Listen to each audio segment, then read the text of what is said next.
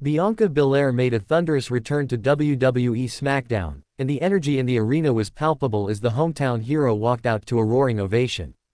With her family seated front row, her presence was not just about wrestling, it was personal, emotional, and real.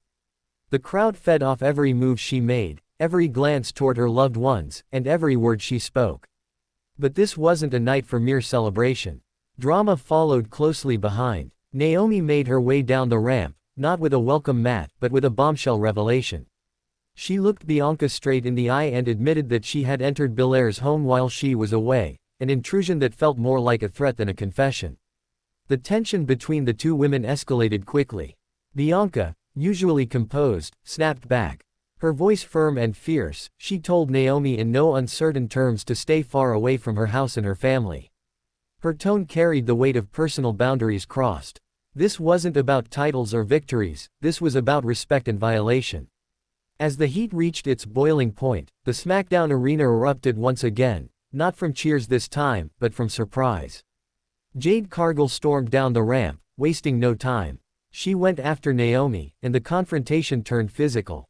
The two clashed in a wild scuffle, knocking over security personnel as the crowd exploded with anticipation.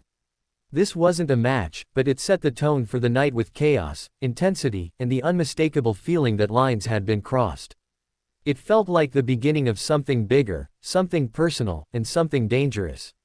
Following the fiery opening segment, the action transitioned backstage. R-Truth was seen having one of his signature chaotic conversations, this time with the Bloodline. But laughter quickly gave way to menace. The Bloodline, always unpredictable, didn't take kindly to Truth's antics. They ambushed him backstage, delivering a brutal beatdown that left Truth reeling. The camera followed them to the ring where the night's first official match was about to begin. In that match, J.C. Matteo stepped into the spotlight, and the result was nothing short of domination. From the opening bell, Matteo asserted control, making short work of his opponent in what could only be described as a squash match. He was quick, aggressive, and ruthless. But the match was only half the story. As the Bloodline looked to continue their assault on R-Truth after the bell, it seemed no one would come to his aid, until Jimmy Uso sprinted down the ramp. The crowd roared in approval as Jimmy took on his own family to protect Truth. The Bloodline scattered for a moment, shocked by Jimmy's sudden allegiance. This wasn't just about helping R-Truth, this was about Jimmy drawing a line in the sand. His loyalty was shifting, and everyone noticed. Then came the highly anticipated Women's Money in the Bank qualifying triple threat match. The participants, Naomi, Jade Cargill, and Nia Jax. The stakes were high, the crowd was ready, and the action delivered in spades. From the opening moments, each woman brought a distinct style to the match. Naomi's speed and agility clashed with Jade's power and athleticism, while Nia Jax loomed large, using her size to her advantage. Each near fall sent the crowd into a frenzy, each kick out tighter than the last. The ending was pure chaos. Nia Jax, showing her brute strength, stacked Jade and Naomi and delivered a devastating annihilator. But the execution wasn't flawless. Naomi, showing her ring awareness, managed to slip away just in time. She capitalized on the chaos, rolling up Jade for a quick 3 count. The match ended in an eruption of noise, and Naomi stood tall, earning her spot in the MITB ladder match. Jade looked stunned, Nia looked furious, and the audience was left buzzing about what they had just witnessed. As the show continued, the spotlight shifted to a rising star making his main roster debut, Javon Evans. His opponent was already in the ring, but the spotlight wasn't just on them. Ethan Page joined commentary, and from the moment he put on the headset, it was clear he had a vested interest in what was about to unfold. The match was a thriller. Javon Evans, despite his lack of main roster experience, held his own with confidence. His offense was crisp, his movement fluid, and the fans quickly got behind the rookie. On the other side of the ring, Rey Fenix showcased his usual high-flying brilliance, creating moments that had the entire crowd on their feet.